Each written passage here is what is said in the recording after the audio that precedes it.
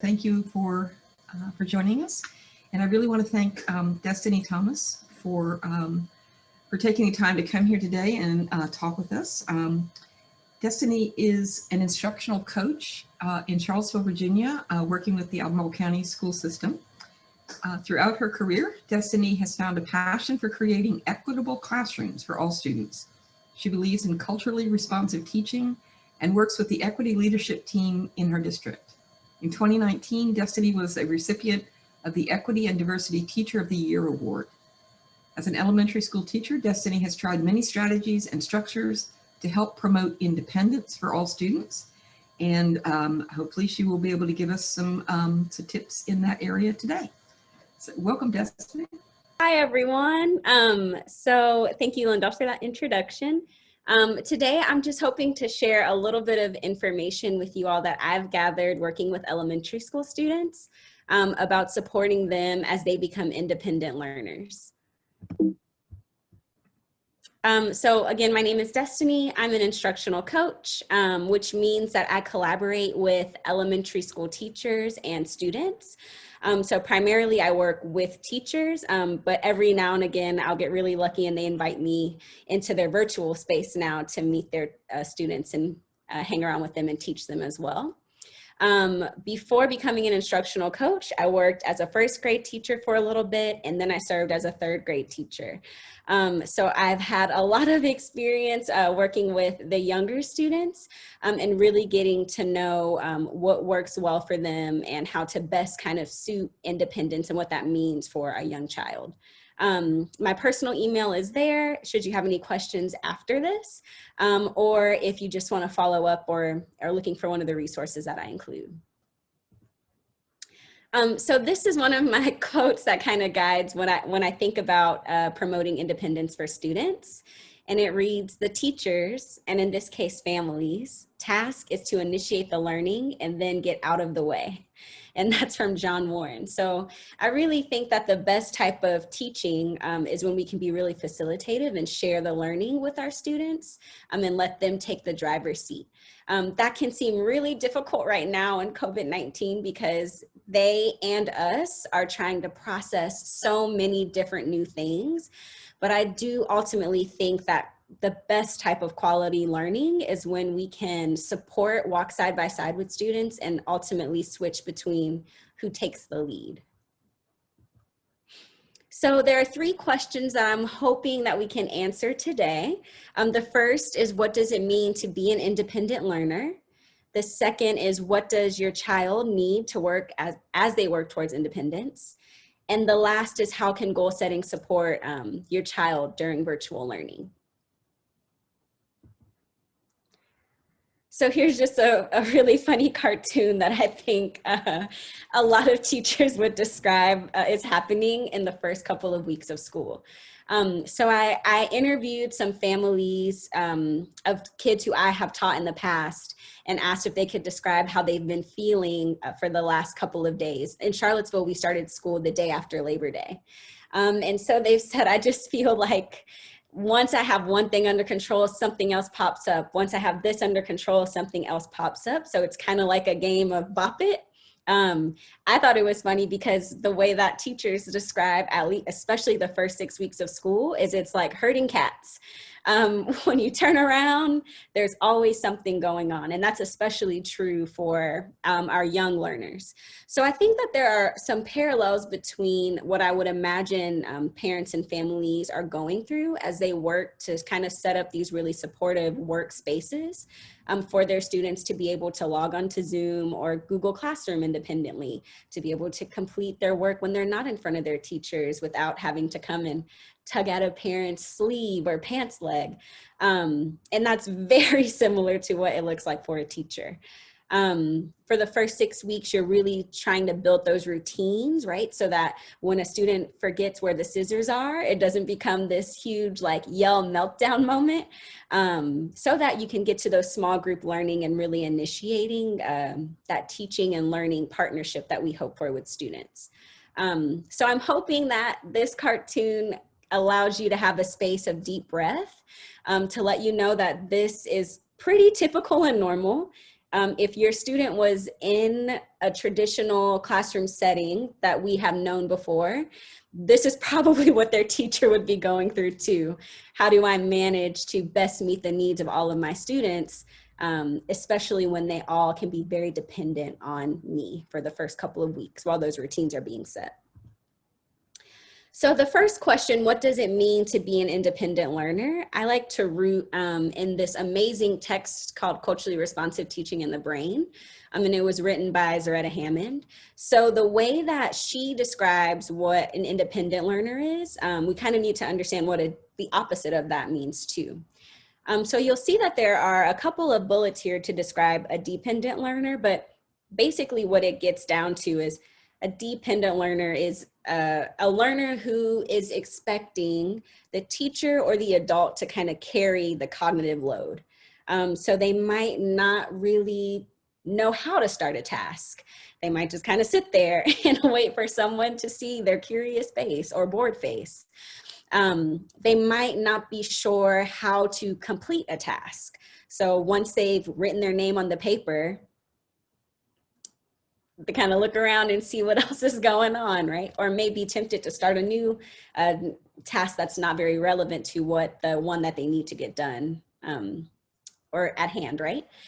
They might sit really passively, and oftentimes when we describe those students, we might say that they're just having a harder time getting it.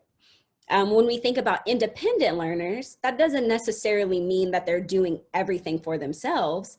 It just means that they rely on a teacher or an adult for a certain amount of time, but eventually can take that cognitive load. They have strategies in place that they can go to find an answer when they're not sure. And they feel comfortable trying new things and initiating new learning.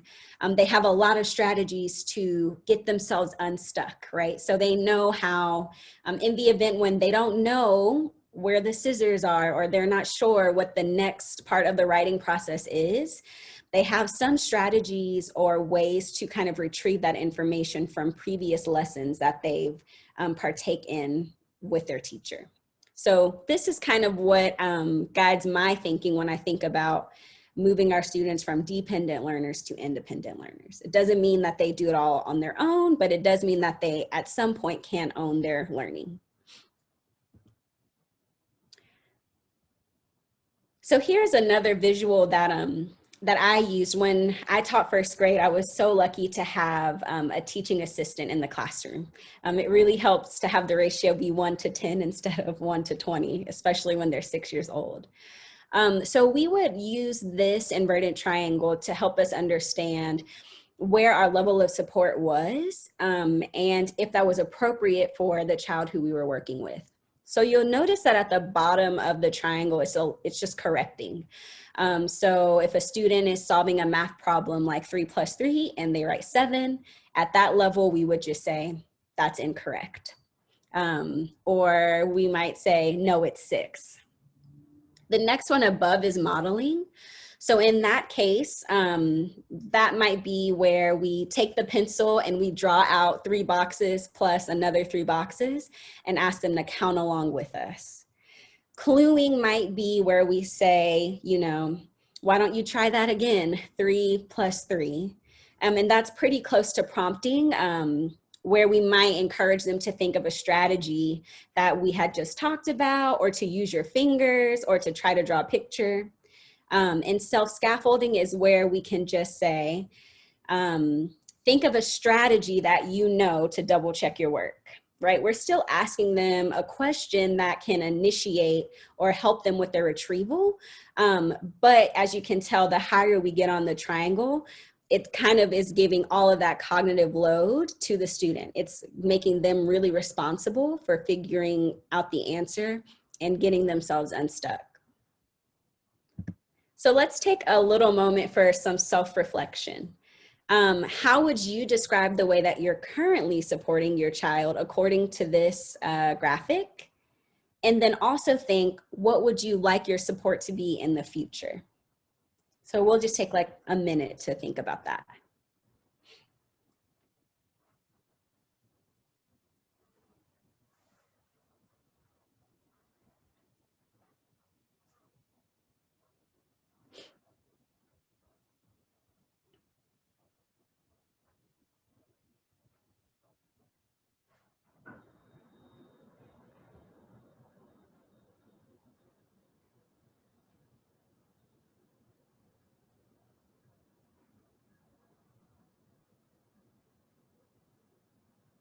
Okay.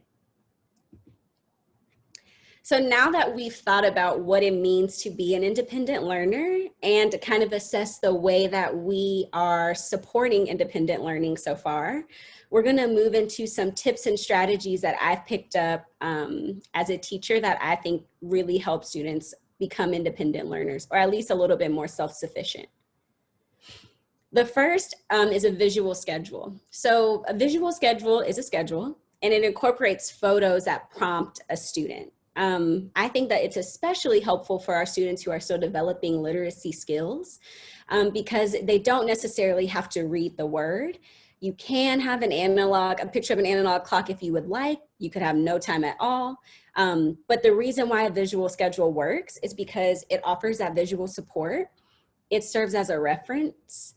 It reinforces the procedure, and it's also predictable. And it eases anxiety, which is important for students, especially right now. We know that routine is really great for kids, right? They kind of thrive in it. So a visual schedule creates that routine and the predictability to support them. So this is an example of a visual schedule that a teacher that I work with is using with one of her students. So as you can see, there's a picture for eating breakfast. There's the Zoom prompt because that's a profile, or that's the program that we're using for virtual teaching here. There's a little prompt for time with the teacher, a snack break, and time with the teacher. This is a little bit longer, but what we love about this is this schedule was made, printed, and laminated so that the student could just do a check mark in the far right corner as the day goes on, and it helps them anticipate what's coming up next, but also feel really accomplished as they move throughout their day. If we could see this in a Google Doc, there's a lot more later on in the day when the student isn't necessarily with the teacher, but is expected to be doing some asynchronous work. That's the way that we describe like almost homework. And that's a little bit more broken out. So this was made for a second grade student, and it includes a couple of 15-minute work times and there's always a 5-minute break afterwards. And I want to say that the parents for this student in particular, they let them like draw out of a hat what their break will be just to keep it really novel and fun. And so far that's working really well for them. So the next is called First Then. It's a scaffold of a visual schedule. And what really makes a difference is it only includes a 2-step schedule at a time. So it's great for all of the reasons that a visual schedule is, but it's a little bit more helpful, especially for those students who might get super overwhelmed looking at what they need for the whole day. They just might need like a 2-bite to know what's coming up and what they have to do right now. So here's an example of what they look like. And you'll notice that this example is really playing into like social time. So I think that's an important note too, maybe to build some consistency and routine. You might want to have a visual schedule or a First Then for the entire day. How to wash your hands, right? What your morning routine is, just to kind of get your child in the habit of looking towards that schedule when they might not know what comes next, or that feel-good feeling that comes when you know that you've accomplished a task for the day. And this website that's in the bottom corner, Do to Learn, they have a lot of really great free, simple icons like the one on the screen. So if you're hoping to use First Then or even make a visual schedule, I would totally recommend that website. To complement the visual schedule in First Then, I think timers are amazing. My 3rd grade students describe me as like the timer queen because there wasn't a task that we started without me saying, all right, put 10 minutes on the timer. It's great for me and it's really great for them, especially when students don't necessarily have a good concept of time. And I'll add to, like, sometimes as adults, we're not the best at helping kids have good concepts of time because our 5 minutes might be 1 minute or 20, depending on the day or what we're busy with. So here are just some timers that I've seen be really successful with kids. On On the left, it's from this website. If you just Google classroom timers, they have all kinds of different ones. They have really gentle, peaceful ones that it's like a candle burning down, or just a regular sand timer that's virtual. They also have these really fun sports themes one where it's like a running race. I would recommend those at a break because they are very distracting, but also really engaging. It's really fun to watch kids cheer on, like, go guy in green, when they're eating their snack watching that timer. The sand timer is a great tool. It got to a point when I was in the classroom, we had visual schedules for students, and the backgrounds would be the same color as the sand timer. So they knew that math was going to be a 20-minute block. The math or the 20-minute sand timer was blue, so the math block was blue, and it really just helped them cue, I need to go grab that blue sand timer, turn it, that's how much time I'm dedicating to this math task. And I know that after this, I'm gonna have a 3-minute break in transition time. I have these hyperlinked if you'd like the presentation, but we just ordered them from an Amazon store. And then the last timer is this timer that's on YouTube, and it's set to electric music. And I have seen kids lose their mind listening to the song. They actually, they requested, like, we want to hear the one with the music now. And they just start doing their dance in the back. It is hilarious. But all of that to say, timers are a great scaffold for students, and it's a great complement for the visual schedule and First Then, because it really kind of helps them be in control and self-regulate. I think that while they're being introduced to it, it is nice to have someone to say, you have 5 minutes left, 1 minute left, and also reassure them that if they didn't finish the task, they'll have time to finish it later. But timers are a great way to start teaching that self-regulation and independence. Okay. Another is anchor charts. This might be one of my favorite things to create as a teacher. So anchor charts, they're a tool that helps students because they capture the most important content and relevant strategies of a lesson. So anchor charts really help make thinking visible, and they are amazing tools when they're co-created. So the reason why anchor charts work is because they trigger that connection in students' brains. They serve as a reference, and they also yield high engagement.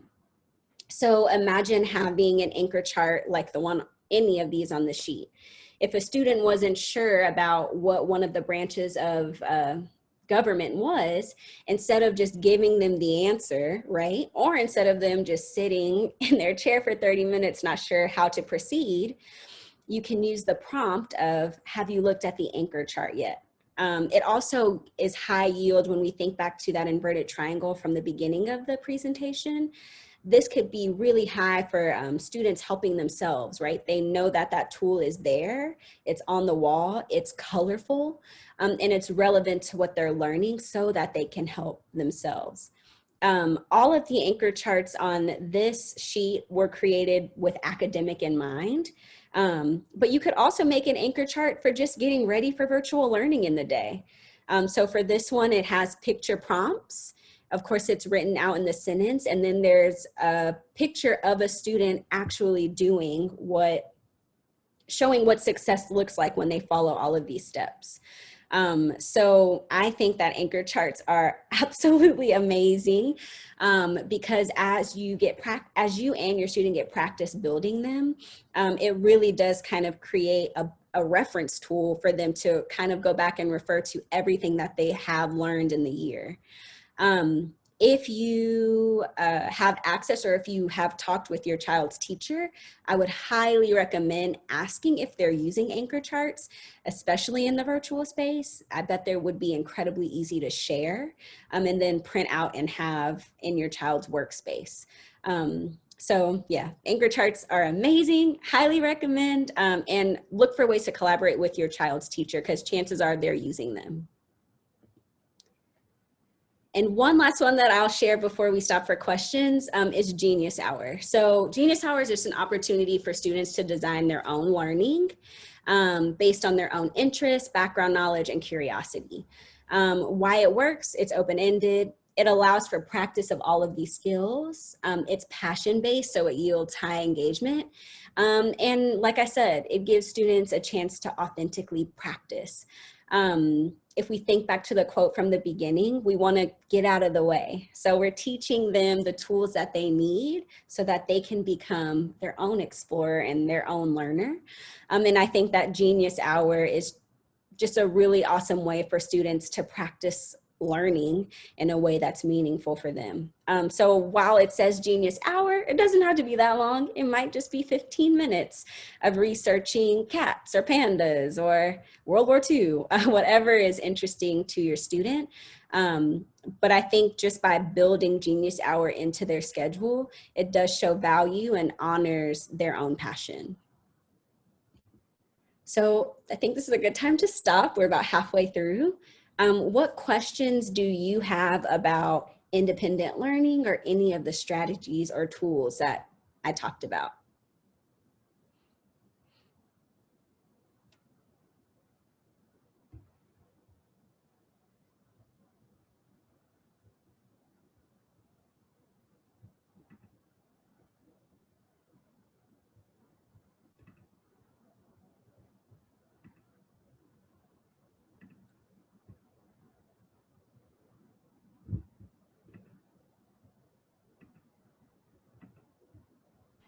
Right, Destiny, you have a question. Okay. At what age would you expect kids to help create their schedule? So I student taught in a kindergarten classroom, and we were co-creating schedules then. Unfortunately, to the answer, I don't have as much experience with students under the age of 4, getting ready to turn 5 for kindergarten. But I would say if they are school age, so starting kindergarten, I think that that's appropriate. They'll naturally need an adult to help them the first couple of times, but I think the more that you practice, them being independent, and that is possible.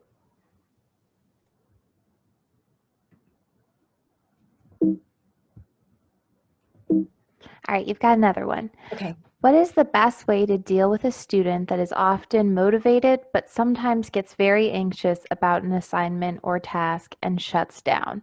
I like the anchor charts idea. Is there anything else that might help? Mm-hmm.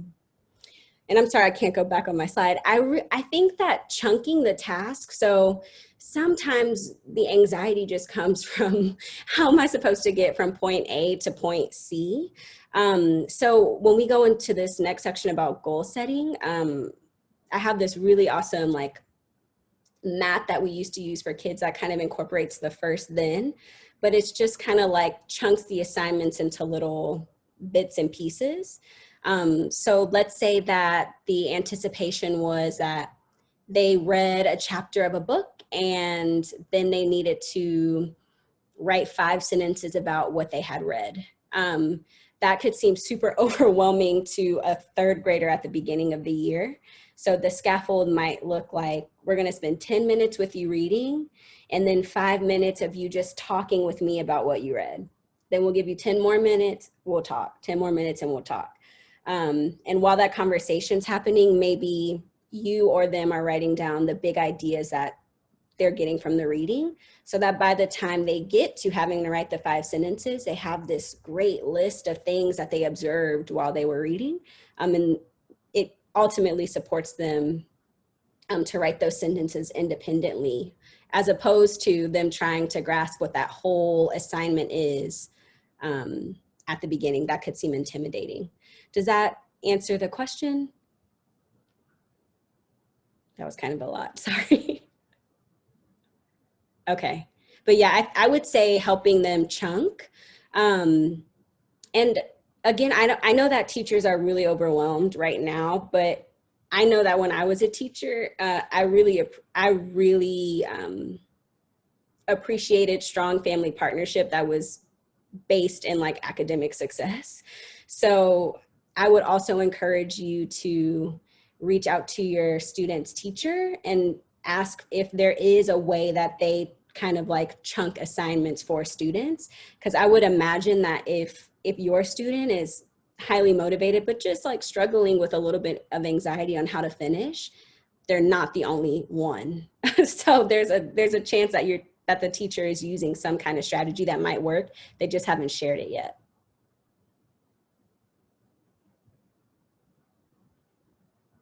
Our next one's not really a question, but he just wanted to say thank you for the great recommendations like anchor charts, due to learning, and those cool timers. We'll definitely make sure to use all of these. Cool.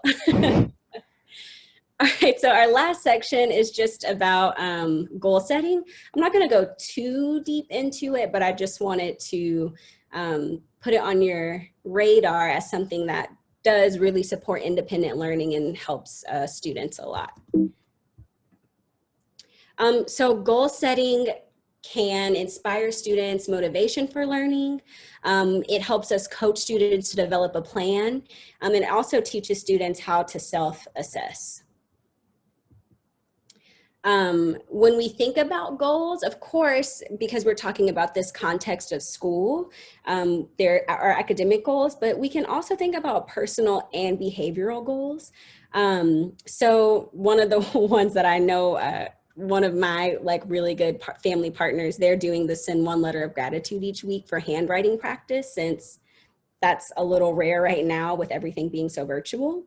And then behaviorally, I really think that one that could be beneficial is just when I need help, I look for ways that I can help myself first before I ask an adult. That's a great goal to set, and even track how many times that changes, so that as your student sees themselves improving, that will empower them to know I can do hard things.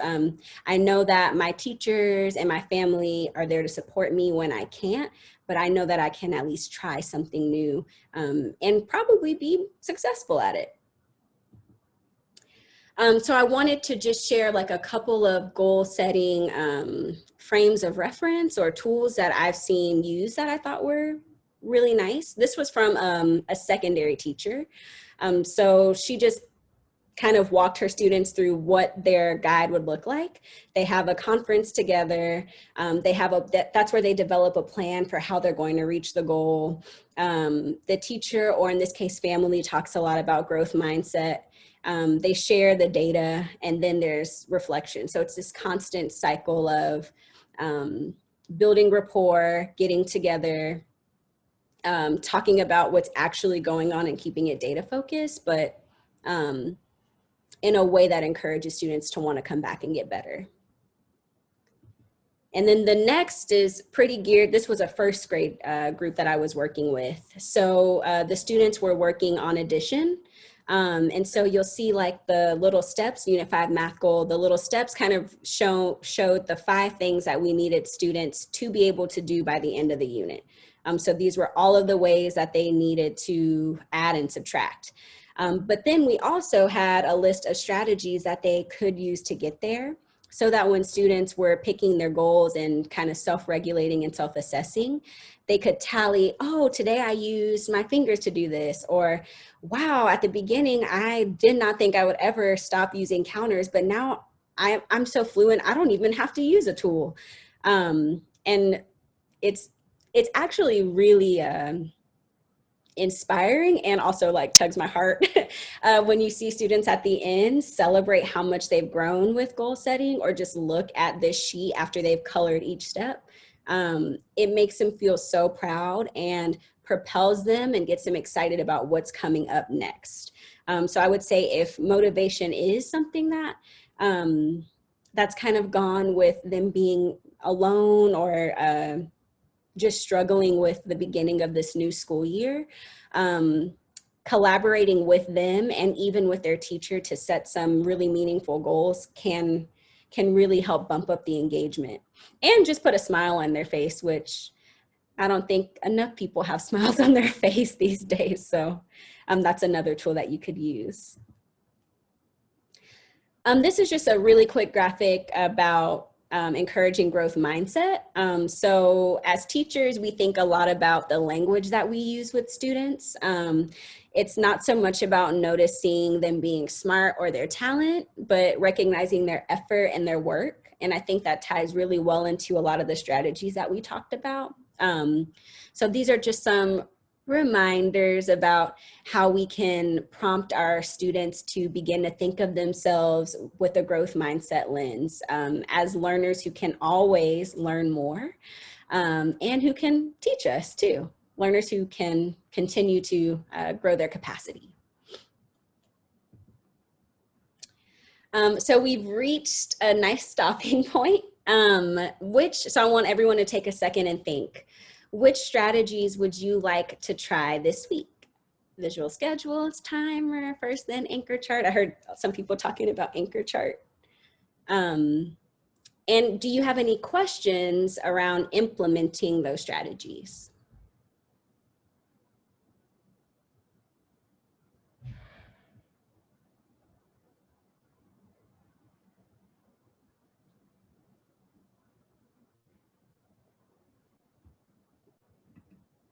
Okay, again, I'm Destiny. I'm a coach here in Charlottesville.